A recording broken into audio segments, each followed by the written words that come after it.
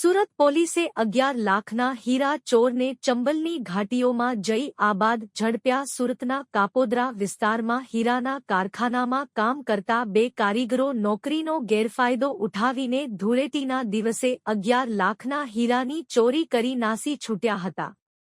આ મામલે ફરિયાદ નોંધાતા સુરત પોલીસની સર્વેલન્સ ટીમે મજૂરનો વેશ ધારણ કરી ચંબલના ડાકુઓવાળા ખતરનાક વિસ્તારમાં પહોંચીને મુખ્ય આરોપીને ઝડપી લીધો હતો।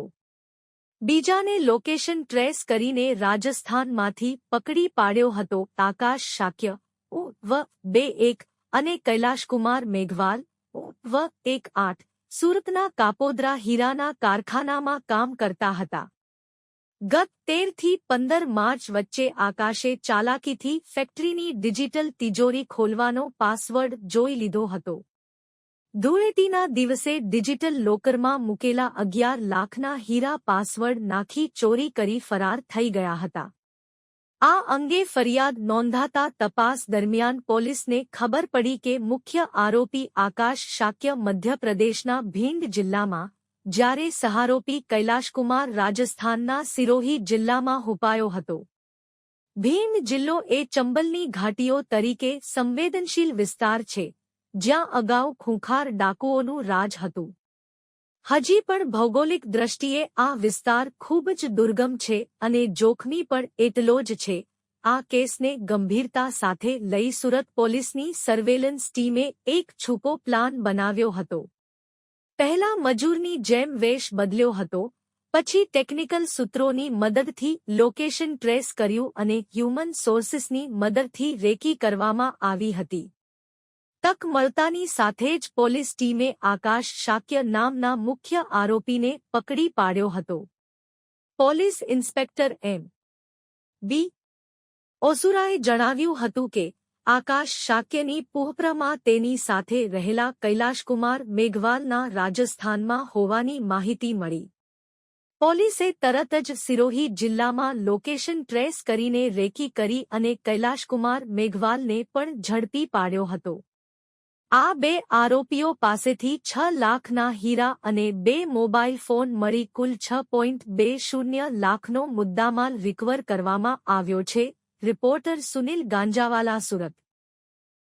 ગઈ હોળી ધૂળેટીના તહેવાર નિમિત્તે તારીખ 13 થી 15 વચ્ચે જ્યારે હીરાના કારખાનાઓમાં રજા હોય છે અને જે હીરાના રત્ન કલાકારો હોય છે એને પણ રજા હોય છે, એ દરમિયાન કાપોદ્રા પોલીસ સ્ટેશન વિસ્તારમાં આવેલ સ્નેહ મુદ્રા વિસ્તારમાં ખાતા નંબર 63માં જ્યારે આ કારખાનું બંધ હોય તો એની તિજોરી ખોલી અને આશરે 11.5 લાખના હીરાની ચોરી થયેલાનું માલુમ પડેલું અને 16 તારીખે ફરિયાદીશ્રીએ કાપોદ્રા પોલીસ સ્ટેશને ફરિયાદ નોંધાવેલી।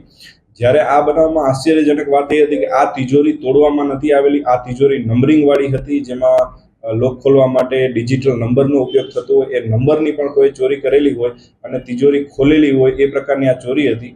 ત્યારબાદ કાપોદ્રા પોલીસ સ્ટેશને જુદી જુદી ટીમો બનાવી તેના જે રત્ન કલાકારો કારીગરો હતો એના ડેટા મેળવવાનું ચાલુ કર્યું।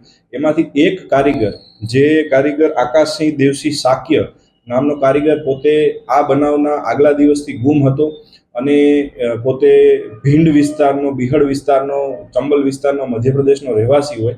એનો મોબાઈલ નંબર પણ બંધ હતો। ત્યારબાદ એના એક અલગ મોબાઈલ નંબર મળી આવતા ભીંડ વિસ્તારમાં એક સર્વેલન્સની ટીમ પીએસઆઈ પિંજર તથા દામજીભાઈ અને સંજયભાઈ હેડ કોન્સ્ટેબલોને મોકલવામાં આવેલા અને ત્યાં આગળ 2-3 દિવસ રેકી કરતા એ વ્યક્તિ 2-3 દિવસથી આ હીરાની ચોરી કરીને ત્યાં જ રહેતો હોય એને રેકી કરી અને ત્યાં પકડી લેવામાં આવેલો। ત્યારબાદ એના દ્વારા માલુમ પડવામાં આવેલ કે આ ચોરીમાં અન્ય પણ એક આરોપી કૈલાશકુમાર, જે સિહોરી રાજસ્થાનનો રહેવાસી હોય, તેને પણ આ ચોરીમાં એની મદદગારી કરેલી હોય અને અડધો મુદ્દામાલ તેની પાસે હોય, જેથી ભીંડ વિસ્તારમાંથી એ પ્રથમ આરોપીને પકડી અને રાજસ્થાન ખાતે તપાસમાં ગયેલા અને રાજસ્થાન ખાતેથી બીજા આરોપીને પકડી અને 11 લાખમાંથી 6.5 લાખનો મુદ્દામાલ રિકવર કરેલો છે। અન્ય મુદ્દામાલ તેણે સુરતમાં જે જગ્યાએ વેચ્યો છે ત્યાંથી રિકવર કરવાની પ્રક્રિયા હાલ ચાલુ છે।